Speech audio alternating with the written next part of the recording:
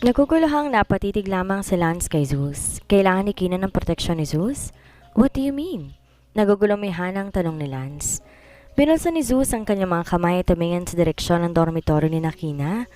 Hindi ko alam kung alam mo ang tungkol sa nangyari sa kanya sa Paraisong Tunay Bar noong nakaraang linggo. Doon ko siya unang nakilala. Di nagbago ang tingin ni Lance kay Zeus na may nagugulumihan ang ekspresyon pa rin sa mukha. Naghihintay ng bawat salitang lalabas sa bibig ni Zeus. Nagkaroon kami ng kasiyahang magkakaibigan sa mismong bar ng gabi ring yon. Nakita ko si Kina noon na nagsisilbing inumin sa mesa ni na Douglas, dating kanang kamay ni Malkov. Hanggang sa persahang dalhin nila si Kina sa VIP lounge at binalak gawa ng masama. Patuloy ni Zeus. Tigagal ang mukha ni Lance habang nakikinig. Sa kabila rito'y nanatili lang tong tahimik. Muli nagpatuloy si Zeus. Mabilis ako nagtungo sa ikatlong palapag. Naratnan ko sila sa isang kwarto, nakahalokip-kip lang noon sa sofa si Kina. Nakita ko kung gaano siya katakot ng mga oras na yon at ang pagsusumamo ng kanyang mga matang iligtas siya sa nakakatakot na gabing yon. Maswerteng hindi ako nahuli ng dating. Saglit na huminto si Zeus at suminghap bago muling nagpatuloy. Paano na lang kung di kami nagpunta sa bar na yon ng gabing yon?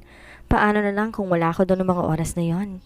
Napasandal si Lance sa malaking poste ng pader sa kanyang likuran. Nanlalaki ang mga mata nito. Totoo ba yung sinasabi mo? Di lubos akalain ni Lance na nangyari pala ang bagay na yon kay Kina. Paano na nga kung wala si Zeus sa lugar na yon nung gabing nangyari kay Kina yon? Ano kaya ang sinapit ni Kina? Ayoko lang maulit kay Kina ang naranasan niya ng gabing iyon. Pinangako ko sa sarili ko na babantayan at poprotektahan ko siya na muli ko siyang makita sa mansyon ng pamilya Alanis. Marahang sambit ni Zeus. Di naniniwala sa tadhana si Zeus pero hindi niya alam kung pagkakataon nga lang ba na muli silang pinagtagpo ni Kina. Kung tadhana man nagtagpo sa kanilang dalawa, ibig sabihin lamang nito na katadhana nga talaga siyang protektahan si Kina. Katulad ng kakaibang pakiramdam niya nung gabing may banta sa kaligtasan ni Kina hanggang ngayon, nararamdaman pa rin yun ni Zeus sa tuwing nakikita niya si Kina o malapit siya dito. Tinignan si Lance na hindi pa rin makaimik dahil sa nalaman. Sinabi ko sa iyong bagay na to hindi dahil sa kagustuhan kong patunayan ng sarili ko, kung hindi gusto kong malaman mo kung gaano ka-importante para sa akin na protektahan si Kina. Sana maintindihan mong intensyon ko. Di tumugon si Lance at nanatiling nakatulala sa sahig. Napabuntong hininga na lang si Zeus. Bumukas ang pinto ng dormitory ni Kina. Niluwa nito si Alona na may blankong ekspresyon lamang sa mukha. Napataas ang isa nitong kilay na makita ang tulalang si Lance. Lumapit to kay Zeus at marahang hinila nito si Zeus papalayo roon. What did you do to him? Huwag mong sabing pinagbantaan mo siya para ihinto niyang kasal nila ni Kina o sisa ni Alona. Pinitik ni Zeus ang makinis itong noo. Mahina lang yon, pero bahagya pa rin tong namula. Anong pinagsasabi mo? Di ganon karami ang pamamaraan ko para maisakatuparan ng bagay na gusto ko mangyari. May pinag-usapan kaming importante ni Lance. Sinamaan lang siya ng tingin ni Alona habang nakasimangot, hinihimas ang noo nito. Nahinang natawa si Zeus dahil doon. Napahalokip-kip si Alona at nagpatiunang maglakad. Teka, saan ka pupunta? Sinundan lang ni Zeus si Alona hanggang sa makarating sila sa likod ng paaralan. Napahinto si Zeus na mapagtanto na lugar pasyalan palang nasa likuran ng universidad. May mangilan-ngilang tao roon pero watak-watak ang mga to at may kani-kaniyang estasyon. Nakita niya na upo si Alona sa may malaking bato sa tabi ng maliit na lawa. Tumabi siya rito. Napakamatampuhin mo pala. Natatawang sambit ni Zeus. Di siya pinansin Alona na nakatanaw lamang sa lawa. Pumulot to na maliit na bato at ibinato doon. That Kina seems like a nice person. I am already fond of her, sambit nito. Napakunot ang noo ni Zeus. Talaga? Paano mo naman nasabi? Interesado niyang tanong. Di niya akalaing ang tulad ni Alona na tila ayaw sa lahat ng tao ay magugustuhan kaagad si Kina sa loob lang ng halos isang oras na pagkakakilala nila. She looks so pretty and innocent at the same time. Napakabait niya rin na parabang kapag kausap mo ay parang anghel ang kaharap mo. Saglit tong huminto at nakangiting humarap kay Zeus. Alam mo kung lalaki lang ako malamang, isa rin ako sa magiging manliligaw niya. Natatawang napakamot na lang sa ilong si Zeus. Hindi ba't lalaki ka naman? Bakit di mo siya subukan ligawan? Biro niya kaya't muli sumimangot si Alona. Malakas siyang siniko nito pero mabilis na nailagan lang yon ni Zeus. Mas lalo tong sumimangot. Nandito ba ako para sa pinapagawa mo sa akin? O sinama mo lang ako dito para meron kang inisin? Ines na tanong ni Alona na may matalim na titig kay Zeus. Napataas naman ang dalawang kamay ni Zeus bilang pagsuko. Chill! Inaasar lang kita. Hindi mo ba alam na mas cute ka kapag nakasimangot ka? Natameme si Alona. Di niya alam anong magiging reaksyon niya sa sinabi niya ni Zeus. Mabilis siyang nag-iwas ang tingin. What are you talking about? Narinig lang nito ang pagtawa ni Zeus. Sa puntong yon, nag-vibrate ang cellphone ni Zeus sa kanyang bulsa. Tawag yon mula kay Malkov. Mr. Lawrence, masamang balita? Bungad na sambet ni Malkov pero kalmado pa rin ang boses nito. Anong problema? Pumunta rito ng ungunang gang sa Mindanao. Dinakip nila si Trevor, tugon ni Malkov. Bumagsak ang balikat ni Zeus dahil sa narinig. Ano? Bakit nila ginawa yun? Di makapaniwala niyang tanong. Napatayo pa siya sa mismong batong kanyang kinaupuan. Bakit naman pagkakainteresan ng nangungunang gang sa Mindanao si Trevor? May atraso bang pamilya Zork sa kanila? Wala silang binanggit na kahit anumang dahilan. Baka magkaroon ng gera dito mismo sa kampo kung di namin ibibigay si Trevor. Wala akong pagpipilian kundi sundin ang demanda nila. Pinatay ni Zeus ang tawag na may gulat na ekspresyon sa mukha. Mukhang napakalaki ng atraso ng pamilya Zork sa gang na dumakip kay Trevor dahil sa mismong kampo ng BPG nila ito hinuli. Higit pa rito mukhang buong sandatahan pa ang lumusob doon upang makuha lang si Trevor kahit parang mortal na kaaway na ni Zeus si Trevor. Di pa rin niya maiwasang mag-alala para sa kaligtasan nito kung may masama man gagawin dito ang mga dumakip dito. What happened? Usisa ni Alona. Tumayo din to. Hinuli ng night bando si Trevor.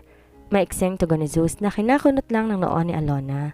Ang night bandos ay siyang pinakabrutal na gang sa lahat sa Pilipinas. Matapos sa matinding sagupaan nito sa dating nangungunang gang sa Mindanao, natamo nitong tagumpay at pinamalaan lahat ng underground society ng halos kalahati ng Mindanao. Hindi lubos maunawaan ni Zeus kung paano nagkaroon ng atraso ang pamilya Zork sa kanila kung yun man ang dahilan ng pagkakadakip ni Trevor.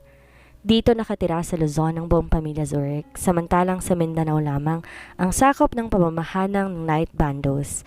Isang pulo ang pagitan ng layo ng pamilya Zork sa kanila. Isa pang pinagtataka ni Zeus ang pagkakaroon ng kanyang lolo ng interes na paimbestigahan ng pamilya Zork. May connection ba ang pagkakadakip ni Trevor doon? Kasalukuyang naglalakad-lakad si Dominica sa kanilang hardin. Nasa likuran lang nito at nakabuntot ang dalawang katulong.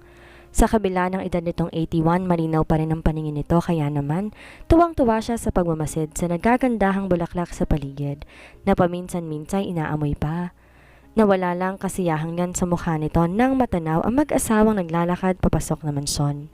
Mga magulang yon ni Kina. What are they doing here? Magkasalubong ang kilay na tanong nito sa sarili. Mas lalo pang sumama ang itsura nito na makita ang mga daladalang bagahe ni Ferdinand. Talagang nga namang mga bisit na to. Pinagsabihan ko na silang wag nang babalik pa sa pamamahay na to Pagalit na wika nito. Mabilis sinundan niya sina Ferdinand at nadatnan sila sa may main hall. Kahit matanda na mabilis pa rin ang mga hakbang ni Dominica, kaya't saglit lang itong nahabol na mag-asawa. Idagdag pa na mabagal lang maglakad sina Ferdinand at Caroline na tila namamasyal lamang sa museo. Anong ginagawa niyo rito? At anong ibig sabihin ng mga gamit na yan? Pasigaw na tanong ni Dominica na tinuro pa ang mga gamit na dala ni Ferdinand. Mabilis naglaho ang ngiti sa mukha ni Caroline nang marinig ang boses ng kanyang biyanan. Ano pa nga po ba? We're here because we're staying here, right hon? Wika nito na kumapit pa sa kamay ni Ferdinand. Marahang tumango-tango lang si Ferdinand na animo na pipilitan lang. Tinaliman ng tingin ni Dominica si Caroline. Di niya nagustuhan ang tono ng pananalita nito. I already informed you last Saturday that you are prohibited from coming to his house ever again. Pinayagan ko lang kayong pumunta nung Sabado dahil sa kahilingan ng inyong anak na papuntahin kayo. Masyado niya naman atang kinapala ng mga mukha ninyo. Nakapamewang na sambit ni Dominica. Partikular na nakatingin kay Caroline. Mom, si Dada nagsabing pumunta kami rito at dito tumira kasama si Kina. Pero di rin kami magtatagal at aalis din naman agad kami kaya wag po kayo mag-alala. Mahinahong sambit ni Ferdinand. Ayaw niya sanang pumunta rito pero dahil wala pang bilang pinangako sa kanila ni Theodore, nangangati na ang puwet ni Caroline sa kanilang bahay.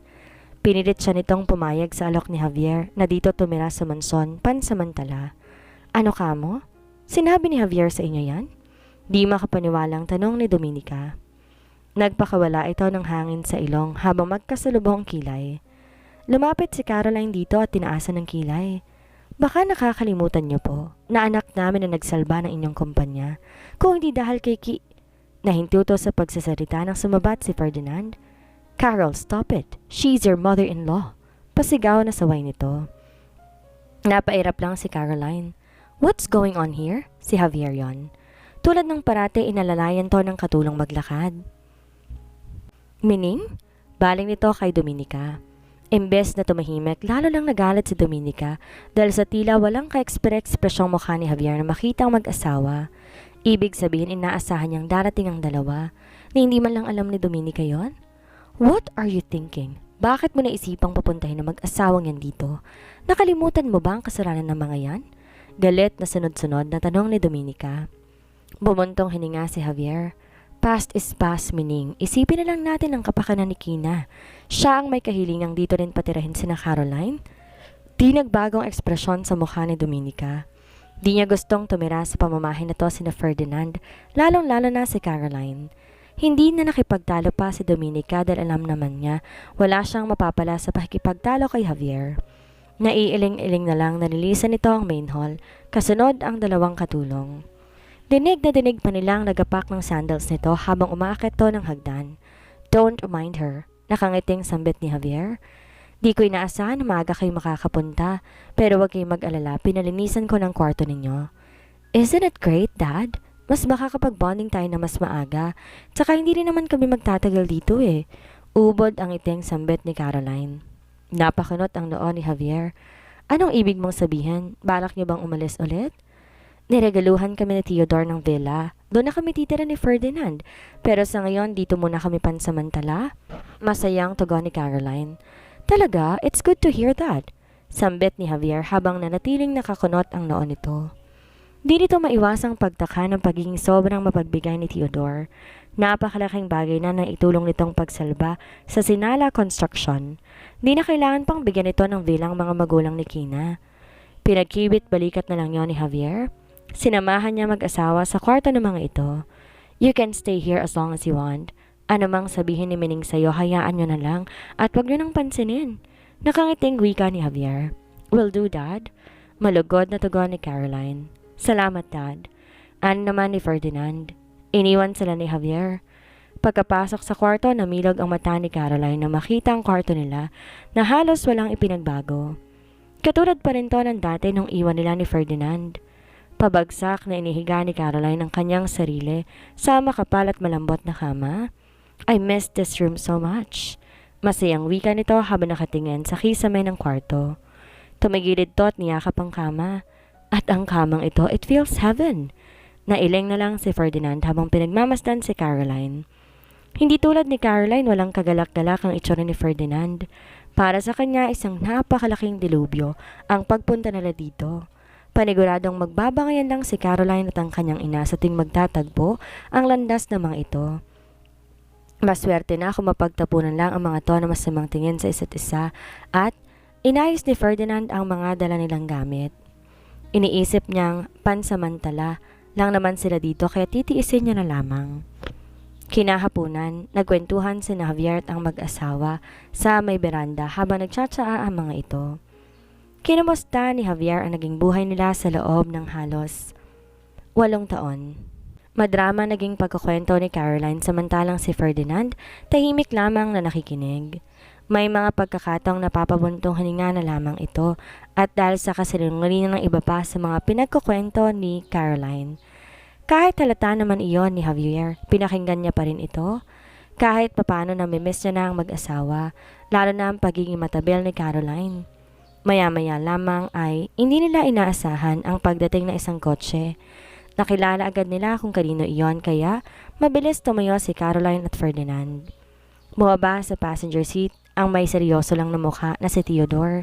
Hindi tulad ng dati kapag pumupunta ito rito ay may malawak itong ngiti sa mukha. Bagay na kinakunot ng noo ni Javier. Nabalitaan niya kagabi na pinakawalan na ng Blazing Phoenix Gang si Theodore kaya naman labis ang kanyang tuwa nang malaman niya yon. Kasabay ng pag-aalala niya sa pagkakadakip kay Theodore ay ang pag-aalala na baka maapektuhan nito ang kanilang mga kumpanya. Mr. Velasquez, masaya akong makita kang ligtas at nasa mabuting kondisyon. Malugod na sambit ni Javier. Sa kabila nito, nagtataka siya sa tila malamig na aura ni Theodore. Me too, Mr. Velasquez. We are so glad na walang ginawang masama sa iyong BPG. Dagdag naman ni Caroline. Tila kumikinang pa ang mga mata nito nang sinabi niya iyon. Si Ferdinand naman na lamang na binati si Theodore kaya di maiwasan ni Caroline na samaan to ng tingin. Di na nag-abala pa si Theodore na batiin sila pabalik, bagay na kinataka pang lalo ni Javier. Bakit parang nararamdaman niyang masamang balita ang dala ni Theodore kasabay ng seryosong aura nito? Di na ako magpapaligoy-ligoy pa, Lord Javier. Naparito lang ako para sa isang bagay. Nagtatakang nagkatinginan si Ferdinand at Caroline dahil sa pagiging seryoso ni Theodore. Si Javier naman diretso lang nakatingin sa mukha nito. Nandito ako para isabihin na ihinto ko na ang pakikipagkolaborasyon sa pamilya Alanes, pati na rin nakatakdang kasal ni Lance at Gina. Walang kagatol-gatol at malamig na wika ni Theodore. Sabay-sabay nalaglag ang balikat ng tatlo. Mr. Velasquez, anong ibig niyong sabihin na pati ang kasal ng ating mga anak? Tigagal na tanong ni Caroline. Mas inaalala nito ang kasal ni Lance at Gina kaysa sa kolaborasyon. Kung di matutuloy ang kasal ng kanilang mga anak, hindi rin matutuloy na regaluhan sila ni Theodore na ipinangakong villa nito sa kanila. May tsansa rin na paalisin sila sa mansyon ng pamilya Alanes. Hindi ko maunawaan, Mr. Velasquez, bakit biglaan naman yata ang desisyon mo? Kung kailan na isa publiko niyo na ang pakikipagkolaborasyon sa kumpanya ni Dad? Di makapaniwalang tanong naman ni Ferdinand.